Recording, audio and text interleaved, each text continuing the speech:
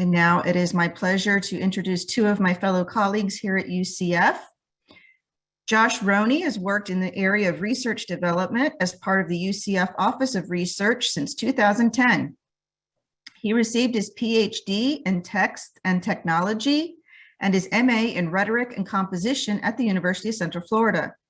Josh is Associate Director of the Central Research Development Team that works hard to assist research administrators and faculty researchers through outreach activities, support services, and tools for seeking funding and developing proposals.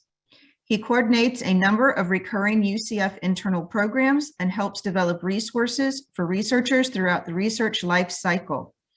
Additionally, Josh enjoys reviewing proposals, sharing information, and assisting faculty in the planning, collaboration, and preparation of large, complex grant proposals. Tamara Gabrus has served as a research administrator at the University of Central Florida since 2007.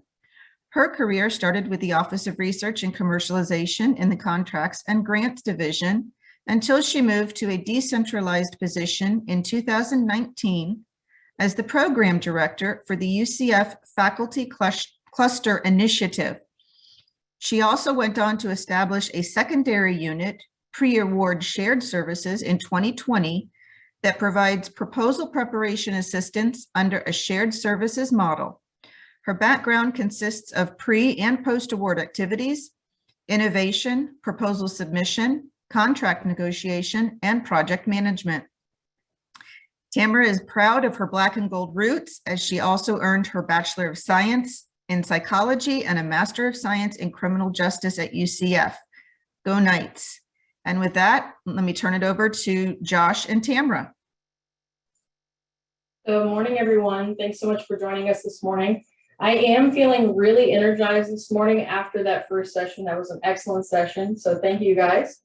My name is Tamara Gabrus. I'm working with Josh Roney, my colleague, and we're going to go through project management and supporting large proposals with complex teams. Next slide. So we want to paint a scenario for you guys. A faculty researcher has contacted you with an RFP. It's the National Academy of Sciences Thriving Communities Program. The total funding under the program is about $10 million. There's no set number of awards or award maximums. The award duration is 36 months. The full proposal deadline is September 5th. So you're about 8 months out. And the RFP does require an interdisciplinary team, but the opportunity is not considered a limited submission. The PI is ready to get started, and they want to do a kickoff meeting to recruit potential collaborators. So right away, I can glean some pretty key important elements from this, such as that we're anticipating this to be a multi-PI, quite possibly a multi-institution. I foresee a complex budget, and I'm also anticipating more than one discipline involved in the application. Next slide. So you're getting started. You need to identify who are the players, who are you anticipating at the table. And so one of the things that I would start to do is create a mental checklist for myself of things that I need to know about this team. So the PI, are they a junior or senior faculty member? Have they submitted a complex proposal submission like this one before? Importantly, have they had any experience with this specific sponsor before? And if they haven't, have they had experience with other sponsors? Because honestly, faculty tend to go to the same sponsors. So is there any misnomers that we automatically have to dispel because they're accustomed to working with a different set of sponsors? Alternatively, I want to think of the departments. I want to think, does the department have the infrastructure to go after something this large? Have they gone after something of this magnitude in the past? Maybe they even have support that we can tap into as we oversee and project manage this proposal submission. We also want to think through the faculty culture. So is it that this faculty member has worked with this interdisciplinary team in the past, or are they working together for the first time? Because there's a lot of conceptions that they have to go ahead and work through right out the gate, because they have to understand how every team may operate differently. Every discipline does approach a proposal submission differently than others. And we also want to think through some of our compliance needs. So the single PI-led proposal is going to be very different than the complex multi-party compliance element. So if you have a faculty member who swears that they are comfortable in IRB, but they've only ever done surveys, and you actually are doing a disciplinary team that has patient recruitment, you may not want to assign the IRB components of that compliance proposal to the PI because it's not going to be in the areas that they're comfortable with. So we do have some questions throughout our presentation that are in red, and feel free to include them in the chat responses or unmute yourself, whatever you're most comfortable with, we're happy to have. So the question here says, what can go on a checklist at this point? And then what would be the purpose of starting one before a kickoff meeting? I'm going to pull up my chat here. If this is a junior faculty member, you should just run away now. That is completely fair.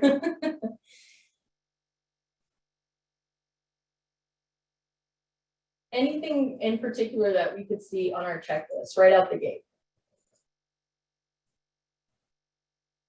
I would start a checklist based off of the RFA at this point. So you're building based on what you know of the solicitation requirements, and you want to make them aware of key highlighted elements of the solicitation. Timeline is fantastic. Obviously, you want to set the tone of when to expect your documents, but also you've got 8 months, remember. So you want to work through what that 8 months is going to look like. Be sure that the opportunity fits the idea and the institution, et cetera. Absolutely, this is especially true for large proposals because you want to make sure that it aligns with the mission and vision of your institution. Oh, we got some good feedback. Okay, let's see. We've got a table of contents is a good start for building the checklist and the timeline. Absolutely. Inquire about subawards. They're always sneaky and somehow come into the process late. Who are the other institutions and who are the PIs? Which institutions are involved? Look for project-specific guidelines. Budget requirements, cost share needs to be determined and secured early. Fantastic. Name of the SBO contacts. Yes, do not connect just with the technical folks. That gets you not very far. Ask about subawards, ERA system access. Any foreign institutions, are they even allowable to participate? Or if they are, can they receive funding? Make sure FCOI is up to date, definitely. What experience does the PI have in managing large grants? Data security requirements, especially as you're dealing with a complex team, because you're going to have people that need access to this proposal submission from possibly external partners. So what kind of access can you give them at your institution? You might be limited in that way. These are all fantastic points. And guys, thank you so much for your contributions. This is what's going to make this exciting for us. So thank you very much for chiming in. So for me, absolutely, all of these things. The other thing I like to do is I think that a checklist before the meeting really sets the tone. It sort of anticipates your audience and also maybe some of the questions they're going to encounter. It also helps you sort of avoid stumbling blocks. It also gives your PI a vote of confidence that you're going to take charge and you can serve as the project manager for something of this size. Next slide.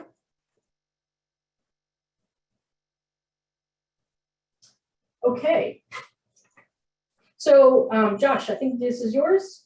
Mm-hmm. Okay. Thank you so much, Tamara. So we're going to continue with the scenario throughout the presentation and along the way, along that 8-month timeline and things along the way. And I think these were really great comments and suggestions of things to consider in the checklist.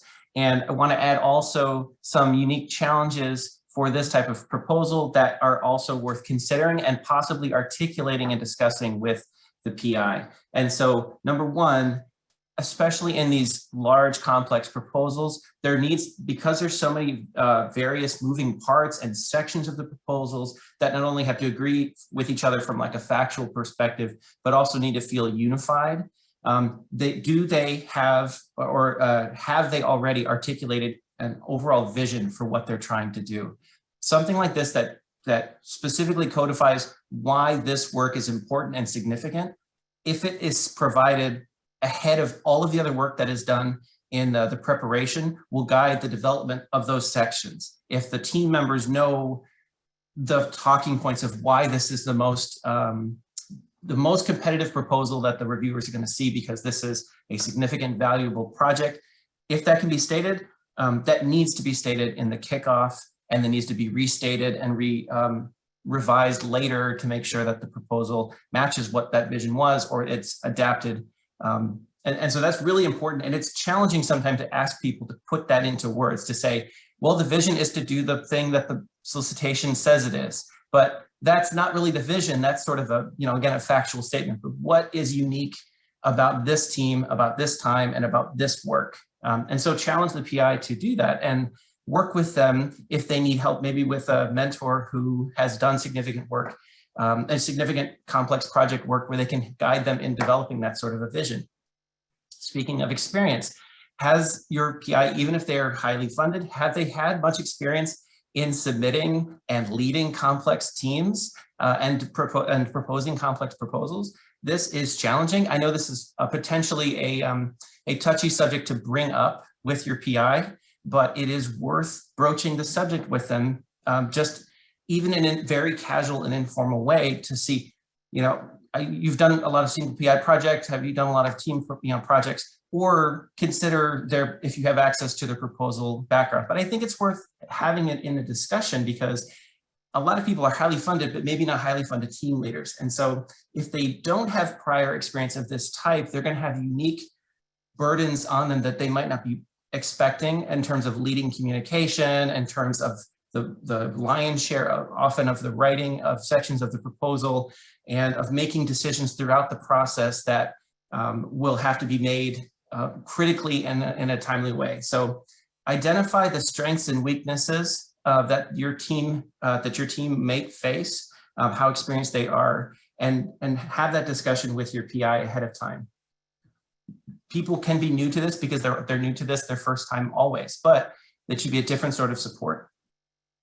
Speaking of support, this is something where if it's multidisciplinary, if it's multi-departmental, multi-institutional, you will be collaborating with other teams. In this example that we have here, it's a community grant, so you might be working with community organizations as well. So are you prepared to be working with these support areas? Do you have the contact information? Are you considering how you're going to be working for them from a leader and support perspective? But be considering that as well, because those areas might have rules that they put onto the work in terms of how they operate that need to be considered. And also, and this is one of those invisible challenges, preferences on communication. People sometimes love to have meetings in person. Some people love to have a weekly Zoom call to go over the events of the week. Some people like to do emails or text each other. I think it's important to talk about communication so that everyone is on the same page. And along these lines, how do people like to store their information? And what is the availability that's expected for the development of this? This is an 8-month lead. So are you answering emails on the weekend? Are you taking personal, like on your cell phone at any time from the PI to help with projects? Availability is going to be important, because over this period of time, this is over semester breaks. This is because we said this is January to September. So you're hitting, finals in the spring, summer when people might be out, fall startup. So there are very challenging things about availability to consider when you're building that timeline. So to continue with this, as we've said a few times, a checklist is really important. And I think it's important to do this ahead of the kickoff meeting as well, so that not everything is going to be in there at once, but some of these important critical things are there before the kickoff meeting gets started. So again, the resources, that checklist, the team, the support areas should be supporting you and working with you, but know who's on first and who's on second with this, because the support will follow the leadership, and make sure that what you're doing and what they're doing, they don't duplicate one another. When I work with Tamara on large complex projects, we try very hard not to do the same thing. We try very hard to do very specific, different things that both support the progress of the proposal. There's also resources if a PI is newer to team research, team science, and the science of team science, to see how people from different disciplines can discuss things in ways and understand each other in ways that will affect their science, but also how they plan their coordination. A project management timeline that will be usable for the team is really important. And you have a lot of collaboration tools. I have a bunch of acronyms there to tools and systems that people often use, especially in the last year. So we have OneDrive, Microsoft Teams, Zoom, Google Drive, Dropbox, Basecamp, and many other things. But discussing, what is the collaboration support and make sure that that is available to people is really important. Before I move forward, I'm just going to take a quick look at the questions here. Yep, early as possible. Okay, yep, 8-month lead time.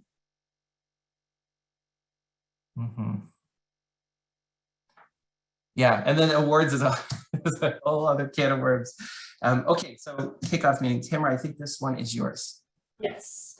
So, right now we have to determine the needs, the assets, and the roles, as well as the proposal milestones. We do, in this case, we're fortunate enough to have that lead time. So now I'm going to be looking at it from the PI determined needs.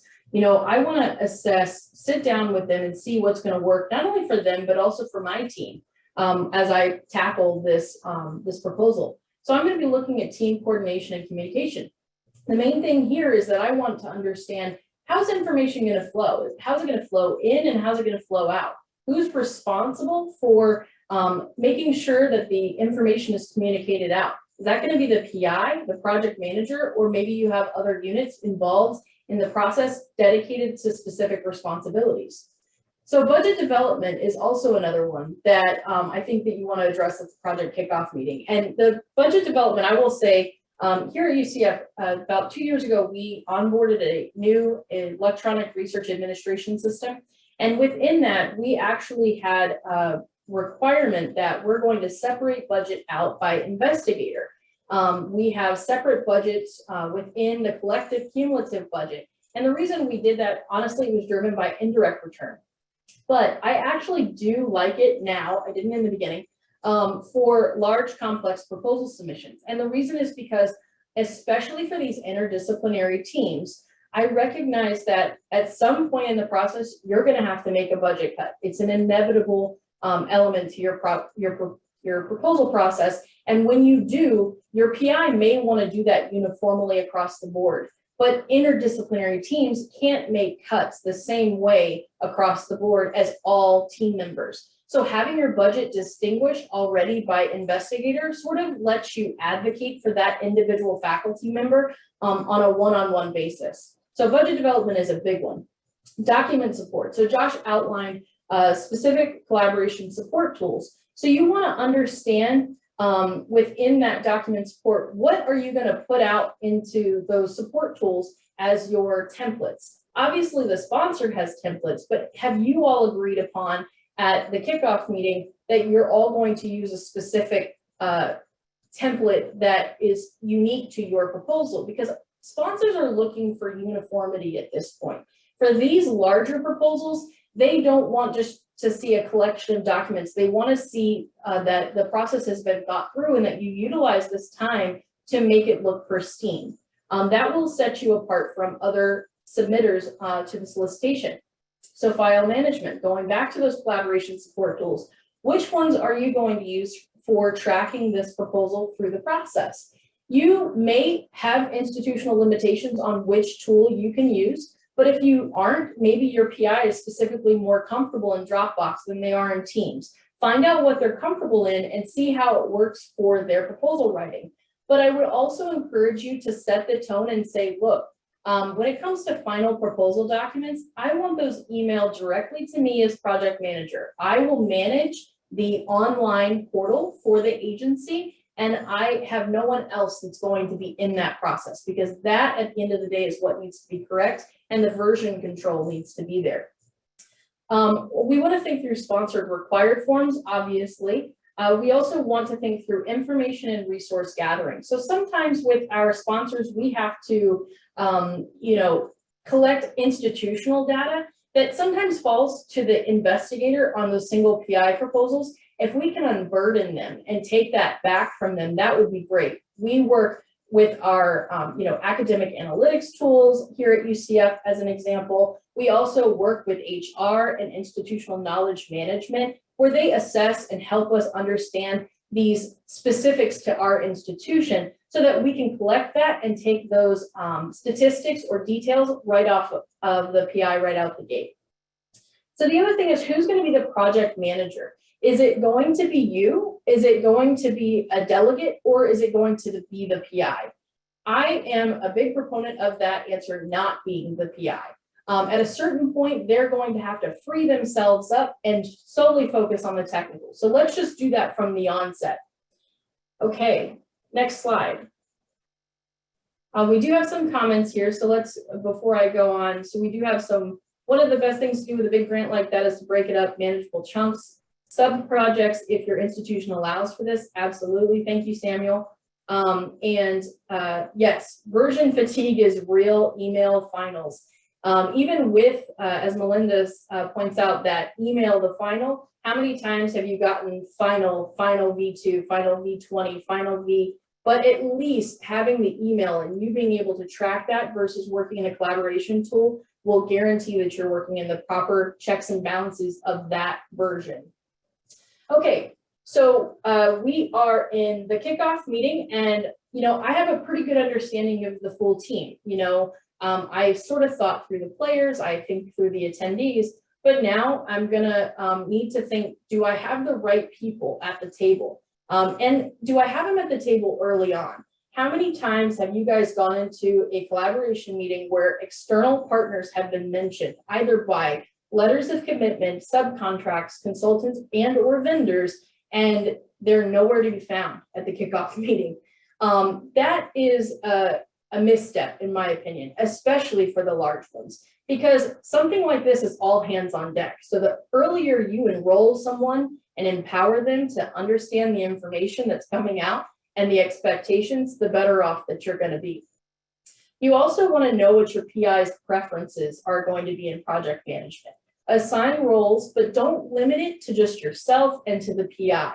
I will say that I have a faculty member who routinely does large proposal submissions. And when he pursues them, he loves to be copied on all things. And no matter how many times we've cautioned him that this is going to become a duplicate of efforts, as Josh says, we like to assign roles and responsibilities. We try to safeguard him and protect him because he's going to ultimately be fatigued by the inundation of information. So in those cases, I recognize that it's an element of control that he needs, and I appreciate it. So what we generally will try to do is say, why don't we have routine meetings with you? We can give you status updates. We can send you emails so that you can see the status of the progress that's being made. You can see what versions are coming in. Just a good check-in. So availability. This is a big one. You want to think through the fact that you really do have 8 months on this one. And so from a perspective of thinking of what that's going to look like, you want to anticipate any holidays. You want to anticipate the frequency in which you're doing team meetings. You also want to think through travel. Is your PI going to be on sabbatical and unreachable during the final hours of the submission? Let's know that so we can back up. Is it in a time that's inopportune for the semester? Or let's think for your proposal load. So I am approaching this a lot from a larger institution framework, but for those of you at smaller institutions, you have to also build in what is reasonable for you, because you may not be able to delegate as much as we're proposing or suggesting here. And if you do have to withhold all of that for yourself, build that into your timeline. If this is going to happen at the exact same time as NSF career and NIH deadlines, back that up for yourself and safeguard and protect the fact that you're going to have to be shifting your gears. Next slide. Okay, so following the meeting here, there are some challenges we want to mention. So obviously information overload is going to happen. There are a ton of deadlines near and far. There are a lot of required elements. There's a lot of probably communication among people who are interested in participating following the meeting, where they have to make decisions on if they want to participate, if so, what roles are they going to play. So there's a lot of information, and there is a real challenge that the PI on this is going to, and you as well as the research administrator, you're going to have to manage all of this information coming in all at once. And so managing overload sometimes means putting things into sort of buckets of communication, that these are team communications, and I can just sort of monitor, but don't need to do a close watch on these things. But also from a PI's perspective, are they handling everything in a way that is manageable for them? So in terms of setting those deadlines, if you're in the role of project manager, and I agree with Tamara, it makes sense to have you be in that role. You're setting those dates for those things and checking with the PI, is there any issue with these dates? You know, you're already doing that work so that they don't have to handle that overload. And part of that is, for the PI's perspective, clarify the urgent things, the urgent and high importance things early. And so one of those things, obviously there's still going to be a lot in development in the proposal, even the roles of people. And so part of that is clarifying, do you want to be on the project or not? The other people who attended the kickoff meeting, if they're actually going to be there. And I'm jumping ahead, but I'll come back up to the later slide, or the later bullets. But a good idea in these larger meetings is to have a very near milestone to demonstrate from interested team members that they do actually want to participate, where the PI says, send me by Wednesday a paragraph summary of something that shows maybe their potential role in the project, ideas, something in there, so that you can have them demonstrate they do want to be a part of it or not, because you don't want the first milestone confirming that they're involved to be 4 months from now, when you're trying to collect, a document from them and they've decided to be out of the loop with things. And so there's obviously still going to be in development, but have an early milestone in there as well.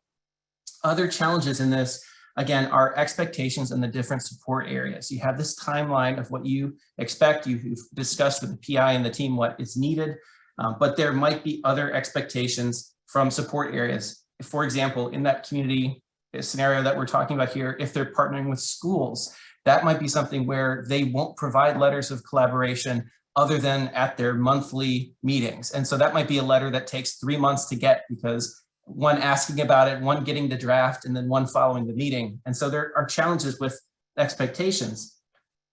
Staffing changes. This is happening, that this would happen any year, but this is happening, more often in many institutions these days. And so if there are people who are joining the team from a support perspective, not a collaborator faculty member on the team, but people who are helping assist with budget development and helping within their different units, be prepared for getting those people onboarded. So be planning to have a touch point with the support team. So when Tamara and I are coordinating on projects, we connect with each other regularly to make sure we are on track. And if I have to distribute support differently in my team, that she knows who to connect with to handle with that. There's also proposal volume. These large proposals, they have many, many different sections, and keeping that straight and making sure that everything is being handled in a timely manner is critical. There's often a piece in a proposal like this that the PI hasn't written before and will ask for something like a sample to work off of. And if that is not addressed until far closer to the deadline, it's less likely to get that sample, and that would hurt that section. And so be thinking about the volume of the proposal. And as I said, when those first milestones are missed, if you have that early one, what happens? Are we going to scope and push everything later? Are we going to cut things out of the loop? What are we going to do with that? And so be thinking about what happens if the milestones are missed, because a timeline that is managed is better than a timeline that's just created. So managing it is really what we're going for here.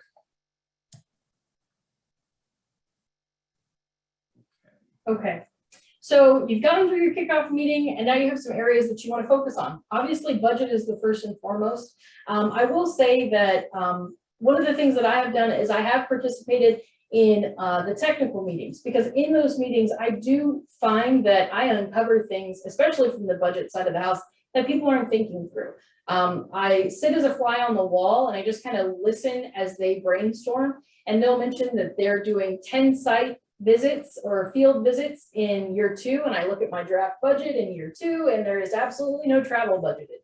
So just little nuances like that, if you can participate in those, you might pick up on some things that you wouldn't have otherwise caught until maybe a much later stage. I do also recognize that that is a time sink, and so you do want to be mindful of your time. I also recognize that if they're having technical meetings in a frequency that is, well beyond what you should be focusing on, and or it's outside of business hours, I say take a step back, choose which ones that you want to participate in. And then alternatively, we've offered where we sit in on meetings, but maybe we only do the first 10, 15 minutes and we go over those administrative elements and we talk through to make sure that we are tracking for our submission. With ancillary documents, you want to be mindful as the project manager of the different units that you've enrolled in the process. So for example, when I work with Josh and I bring research development in to help us collect letters or bio sketches, what have you, I still, for myself as project manager, am going to ensure that the checklist that I maintain is the all-encompassing. That's the one that Josh may say he has a document, but if my checklist says I don't have it, I don't have it. So I still want to have a system in place to make sure that I'm monitoring the actual final versions of the documents. I also want to throw out a little plug for Science CV. These larger proposals, ancillary documents, having access very early on for the bio sketches and current appendings of Science CV as a requirement is definitely important, but also have a backup plan, because you're not going to ask your faculty member to release Science CV to 6 different people on your team. You're probably going to give it to maybe 1 or 2 people. So know, are they going to have access to be able to assist you with those proposal documents up and into the deadline? Because you might have to make changes as things go on.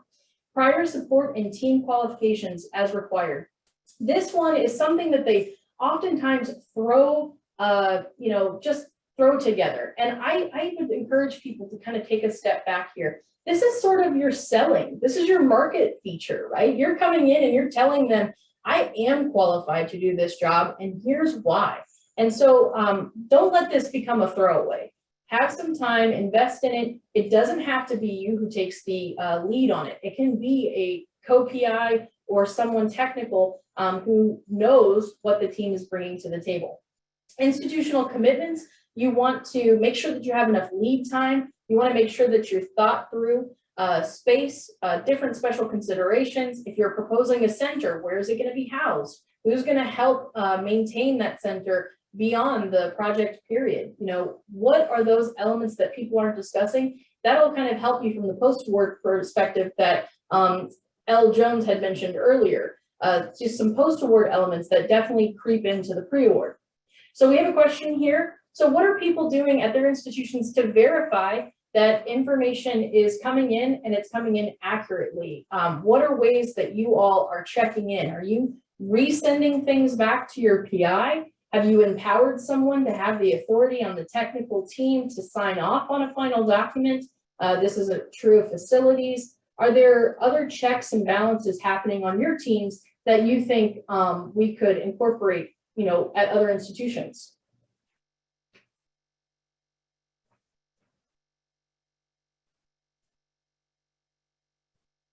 Okay, Stephanie sends it to the PI to review. Excellent. So you get it down to what you think is the brass tacks of the final, and you send it to the PI. Caroline sends looking at the forms, bio sketches to be sure that they're using the correct versions. Absolutely. And going back to that earlier statement, you want to make sure not only are they using the agency format, but are they using a format that was unique to this specific proposal so that you have that cohesive look? And then, do you still have time now? So go through and kind of make those modifications where it makes sense. Hold them to those original templates. Those are the scientific documents. All admin docs are reviewed by the grants admin team for accuracy. Absolutely. This is actually really critical in a collaborative proposal. I get in the weeds, right? So I'm not going to be able to see the details or the granularity anymore. So I'm going to rely on my AOR to keep that checks and balances of my documentation, because I'm going to start getting tunnel vision, just like my PI. I set a due date for the bio sketches for the faculty and the subawards, absolutely building that into the timeline. Any way you can share your checklist, it's always good to be able to review. That's a perfect segue to our next slide. Thank you, Maria Elena. I appreciate that. So we do have some checklists for you guys. We do, and we're going to show in the next 2 slides 2 different checklists, but they both would be used in the scenario we're talking about, and they serve different functions. But before I show that, we wanted to share a couple of items here about this that have been touched on a little bit in the chat too. So make sure it's clear who is assigned to what. So break down the proposal in a way that shows who has what that's missing or not. In Tamara's example, I had a document, but I haven't sent it to her yet. So it is assigned to me to provide her that document, and it is incomplete. And a good way to track that, especially at a glance, and particularly in large complex proposals, is to use color coding systems. And so this can be as simple as, red is it's missing, or red is overdue, yellow is in progress, under review, green is ready to go. In terms of, providing cells, and you'll see, but have a color coding system that is articulated and is used in the BioSketch. And again, we'll show, or in the, not BioSketch, but in the table, and we'll show you that in just a second. Again, status is very important. So is this overdue or not? It was due by a certain day, but do you have it? And has it passed the gates of finalization? So yes, I received it, but in our review, we found there was a typo that it needs to be addressed, or there was something omitted in the current and pending list that needs to be revised. And so it goes beyond received, but actually finalized and even uploaded. So we have that. And then definitely you want to have a version that is shared with the team periodically. And so we actually have 2 different versions that we would utilize. So the first one is here. And this is an example of a proposal that we did. This is, they'll show you here, you'll see, hopefully this is not too small on people's screens, but moving from left to right, you'll see there are sections of the proposal lined out. And then it shows where the guidance is in the RFP, so people can look to the guidance. You have what particular comments are there. So we talk about formatting, we talk about page length, font, we talk any special requirements in there. Then we break down specific guidelines that also need to be developed within this. This is pulled right from the announcement. And you'll see here who has what. If you jump all the way to the end, because we've reached the color coding sections here, you'll see certain ones are under review, other ones are done, and other ones are overdue. And so this is really important because you can see here where things are. And this is intended, and you'll see there's also links to when the final deadline is, when the final internal deadline for everything to be final is, and links to the other solicitation program details. So you would have this, and this would be for all of the pieces of the proposal that would go to the team and be shared on a regular basis. But where is that being shared? Is that being shared as an email provided once a month? Is that being shared weekly, bi-weekly? Is it something where it's in a shared place like Google Drive? Yes, and thank you for that. So we have filters in the columns. You'll see this more involved in the next one, but you can sort within these sections to isolate a particular section. This is particularly helpful because what do we have to do sometimes is we have to remind people when they've missed milestones is, hey, this is overdue. And so using this with the filters, we can isolate a section and isolate things that are missing and say, hi, Dr. Person, you have missed this piece. Please submit it as soon as possible. Something like that can be really, really impactful. And so we use filters in that regard, and we use it even more so in the next version I'll show you here. So again, this one is the one for the team, the one that PI has, and the one we keep updating so that everyone can see this. Oh, and that's a good question. I think we'll pause here for just a second. Does anyone use an app of this kind instead of Excel?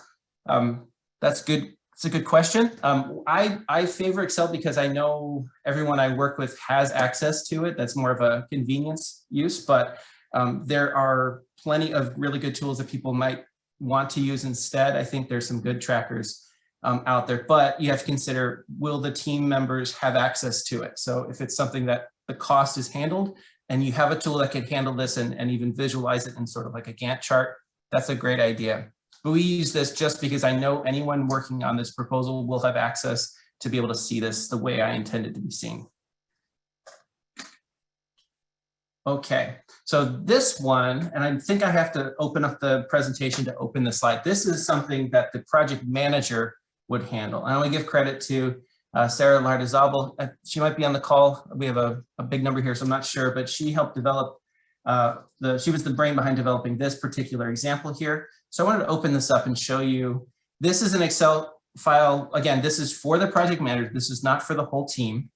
But you'll see here, we have various sections and we have even more detailed tracking of them. So we have the various sections, even pieces of the proposal that the PI might not have any involvement in, to see where they were. And you'll see here, what's the deadline for, to receive it, to review it, to get feedback, and to doc certify at a high level here. So for various pieces of this, you can see where we are in this progress of this table.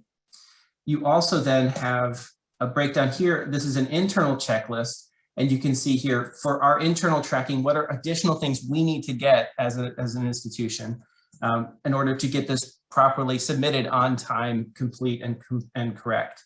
So you'll see here the status of various pieces, what's needed, is it done or not?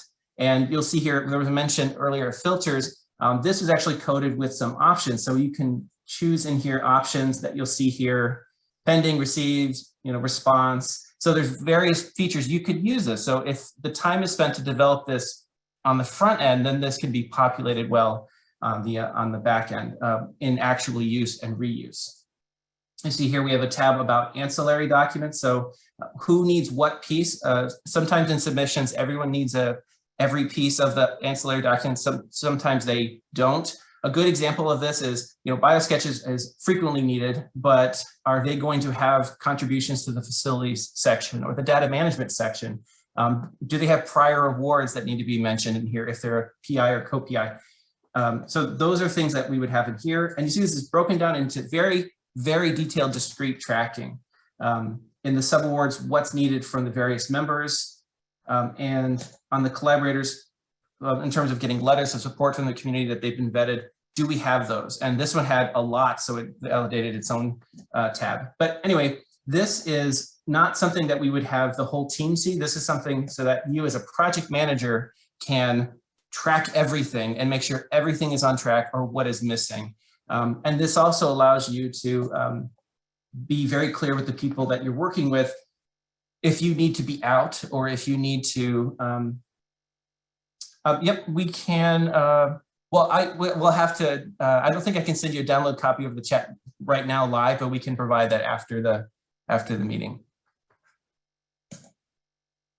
But this allows you to also be important to realize that if you're the project manager, you can still have a sick day. You can still have, if you have support, there's someone who can track everything when you're gone. The worst thing to do is to have to always be on call because you can't, the project would hurt if you aren't available for 24 hours. And so having someone else be able to monitor it while you go to the dentist, for example, as simple as that, is really important. So I would also say if you have a support team that you're working with, like Tamara has a team she works with, I have a team that I work with, that your team can access this in order to track while you're away. Thank you, Jennifer. So Josh, we have some good conversation happening in the chat. I want to bring to the floor. So, Melinda had asked, is there a budget floor that you use to determine when sufficient value is added to commit this much of your time to using one of these checklists? And Veronica also said, how do you keep these checklists up to date? How much effort does that take and how do you manage that? We actually had a good response here from Susan. Sometimes it isn't a budget floor, but rather how big an institutional priority the project is. That was the case in an NIHT 32 pre-doc training grant program that she saw over 20 plus years. It only brought in about $500,000 per year, but they really wanted that for graduate student recruitment. So what I would say is I would agree that for me personally, when it comes to doing these checklists, I'm a bit of an A-type control freak. So honestly, taking the time out to do these checklists is sort of something I have to do because I don't feel like I have the ability, thanks Jennifer. I don't think I have the ability to go in and tackle, a proposal without having this framework. But I will say once that the checklist has been developed, modifying it for me really doesn't take a ton of time. I also find that it's helpful to kind of keep the fluidity, but I will say that I also do assess the value being that when I'm enrolling other partners, such as Josh's team, they oversee a program called React, which is specifically for large proposals. Now, large and complex defined at every institution can be different. At our institution, we generally assign about $1 million as the threshold. So that will definitely vary at everyone's institution. So Susan, we're all connecting with Susan after this presentation and stealing all of her insights. So yeah, so yes, so I would say that that threshold is different at every institution. Okay, and we will definitely send these templates for sure. Melinda, we'll get in a little bit of more on a shorter lead time proposal here in just a little bit. Next slide. Okay. Okay. Following the kickoff meeting, ideally, this is the long scenario we're talking about. You've developed the checklist. You've had your meeting with the PI. They've had the kickoff. You've set up some of those milestones.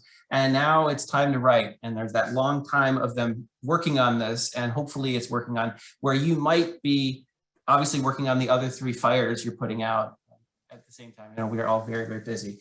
But remember, you need to, it would be in your best interest to make time to check in with your PI periodically, making sure progress is happening in the proposal. If the needs change, if the team changes, that is very likely in this scenario that the team makeup might change or the requirements might change as you go.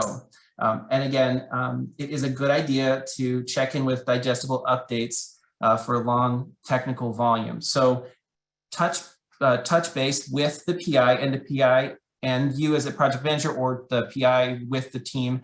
They should be touching base periodically, even if they're not needing to do a team meeting to go over the technical development, but they're just doing the deep writing. There should still be checkpoints, because if this is not happening, the other 5 things on their plate are also going for their attention at the same time. And so checking in with them helps this to stay closer to front of mind as they develop. Now, does that mean once a week? Probably not, but that means something that at a regular interval, you're checking in with them, even if it's just as simple as thought we could do a 10-minute chat on progress of things, and you do that every once a month even, or every few weeks. I would probably try to do it maybe every 3 weeks or so for something of this length. But again, it'll be dependent a lot on the experience of the PI and the makeup of the proposal. But having regular check-ins are impactful. So the question we have for the chat: how frequently should we check in with the PI? And why do you say that? So any suggestions?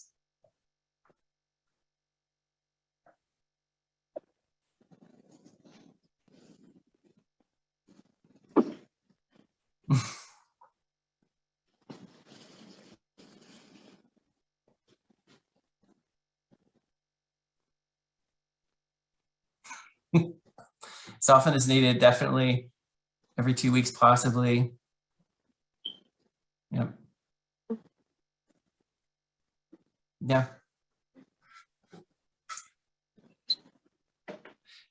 So the frequency, I'm seeing some really good responses here. It depends on where you are in the progress. Sometimes every too often, or every couple of weeks. Yeah, once a week is not a bad idea. And so it'll depend on a lot of that. So, yep. This is why it's critical for someone to be in the role of a project manager, because if the PI is also managing the progress of all of these things, they're having to balance that as well. Okay.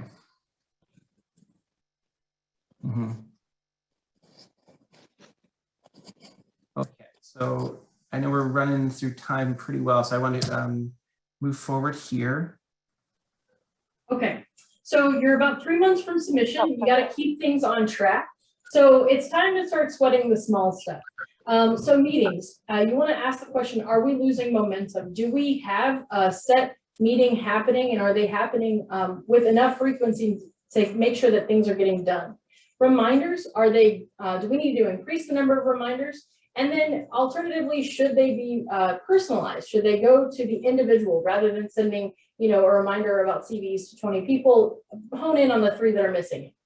Keeping the PI motivated and on track. So what ancillary documents can we just get out of the way, get off their plate, so they can stay focused and hone in on the technical elements.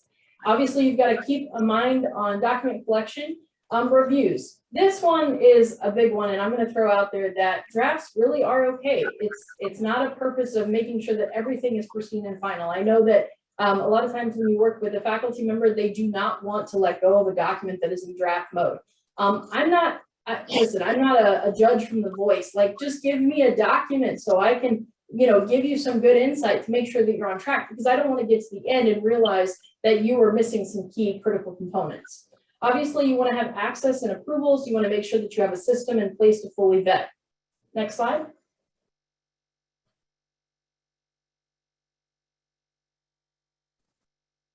So again, about three or more months out from submission, various aspects are being handled simultaneously. I'm not going to read this whole list. This is, of course, just a sampling of various things that will happen at different rates.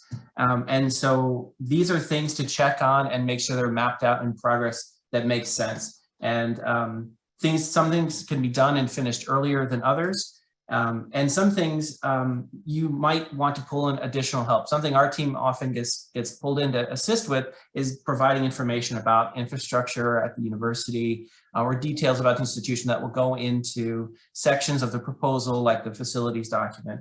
But these things can be happening simultaneously, but it's just being mindful of all of these different pieces. Is there institutional data that's going to be needed to strengthen the competitiveness of the proposal? Do they need help with graphics? And so these are things to be checking in on, some of these things as they're working on them, so that support can be identified in a timely manner.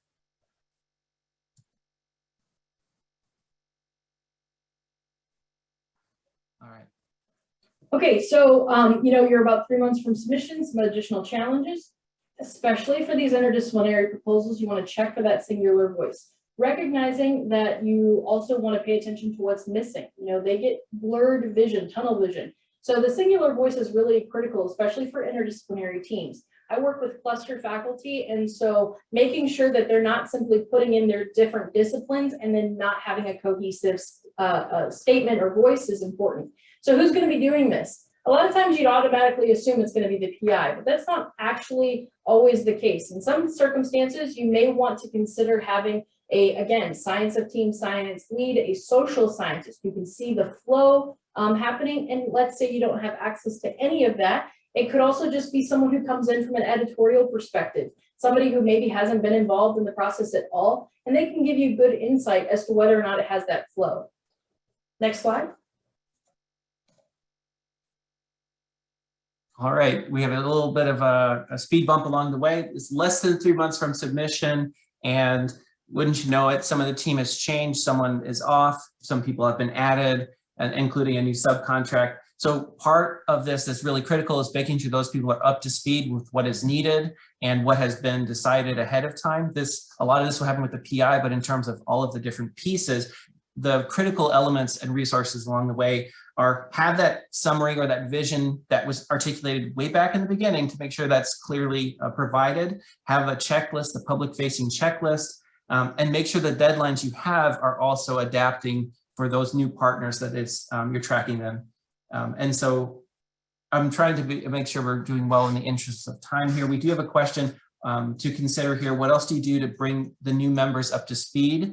And what else do you do to update the rest of the team on the involvement of the new team members?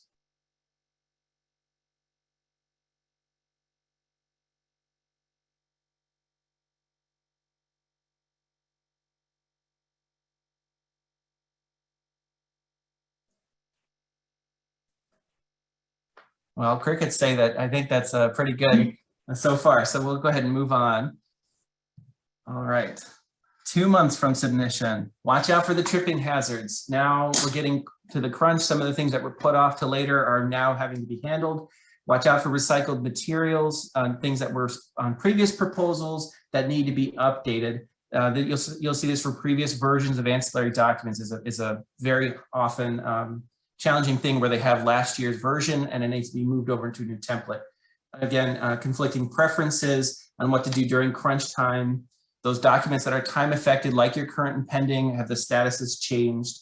Is the responsibilities, are they just burdening the PI and adding more and more to their plate to do, or on you and your team? Yeah, team creep. And any documents that need to be updated at late stage, and that will be impacted by the budget as this gets finalized and trickles down to things that would go into the cover sheet and various documents. And any updates to the agency requirements. Was there any new released expectation prior that happened after you started the project, but before submission that you now have to adjust?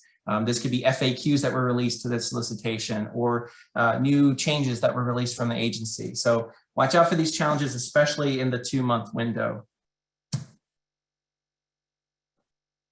Okay, continuing with this, we're 2 months out. Manage the preparation process. Make sure that you have a clear and articulated plan for document management, version control. The final version 2 with today's date and 5 o'clock on it happens far too often.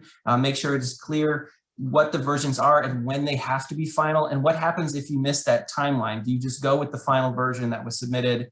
What happens? And so clear management of those things, clear understanding of who is uploading these documents into systems, like Fastlane, where is this going to go in and who's doing that? I think Tamara would also advise the research administrator should be the one doing this rather than the PI, to make sure that it's the correct and final versions of everything. I see you're nodding, okay.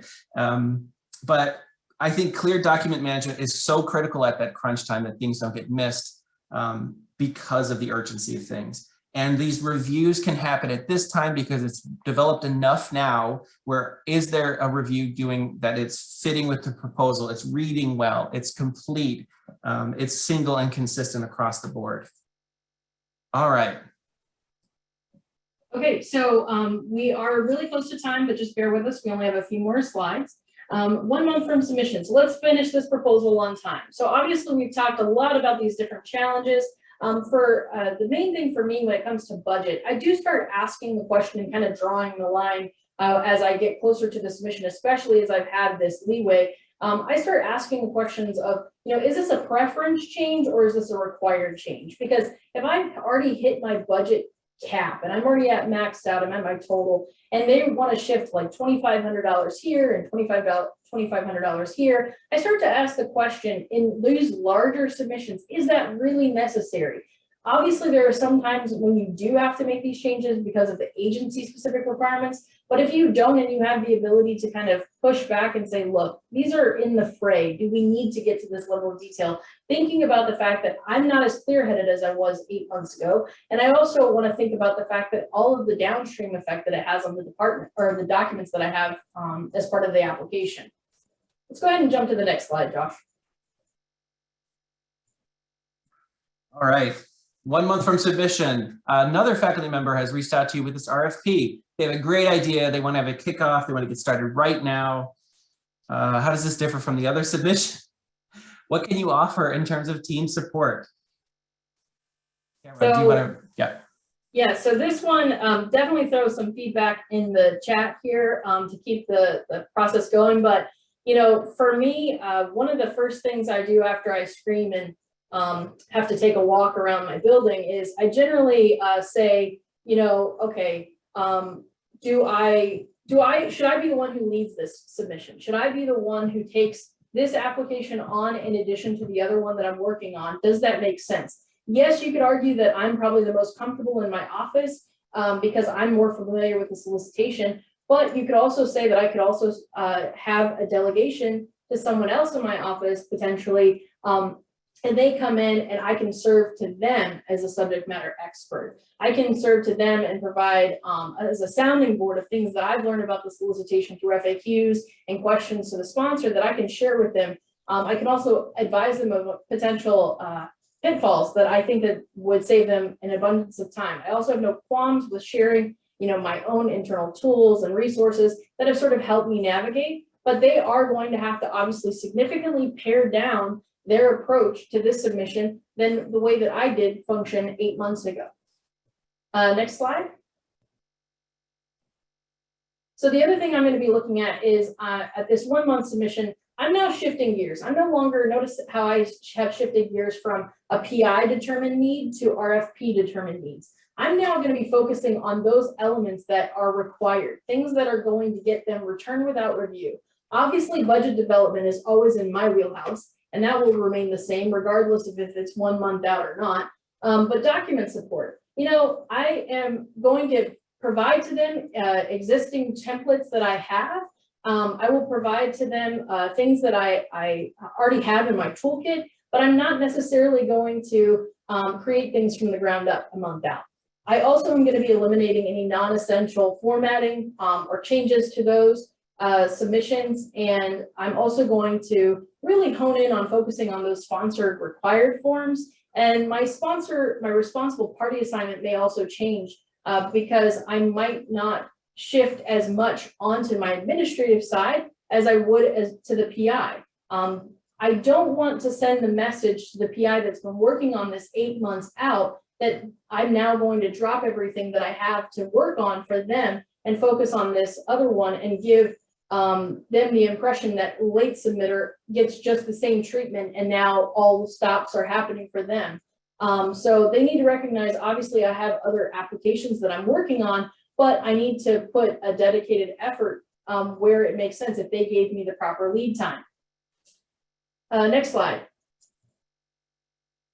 Okay, so we touched upon, I know there was a lot of questions in the chat about these smaller lead time and kind of the approach. You just need to make it more reasonable, make it what is possible for not only what's on your plate, but considering what makes sense to get done, because you want to pare that down to a more reasonable scope so that it can actually be tackled by the time that the deadline comes around.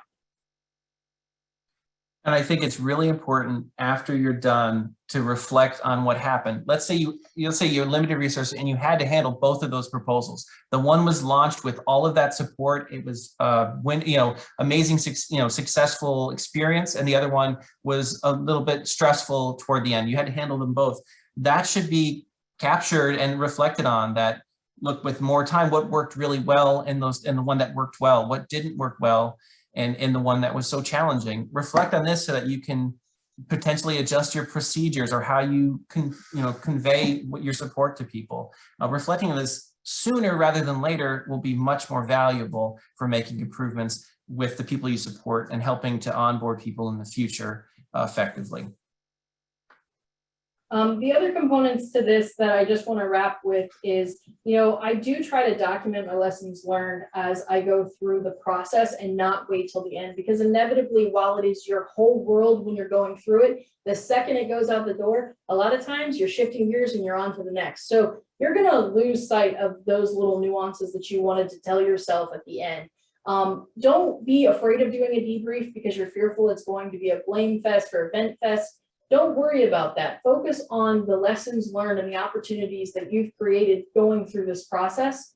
I also want to acknowledge that no collaborative proposal is the same, and neither is the way in which that you tackle it. So be flexible with your methodology, and until you figure out what works for you and your team, give yourself some grace and some latitude here. Recognizing, and I think this is true of all things, and I like to throw this plug into all of my presentations these days.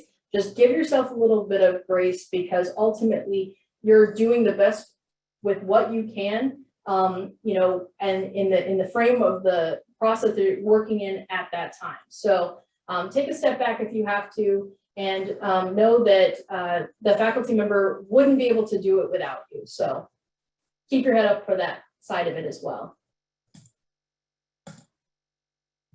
So anyway, we've run out of questions, but really appreciate everyone's comments and questions along the way. When you see the slides, there's a couple of additional resources we didn't have time to get to today. We have a chance to see that. But thank you everybody so much for participating.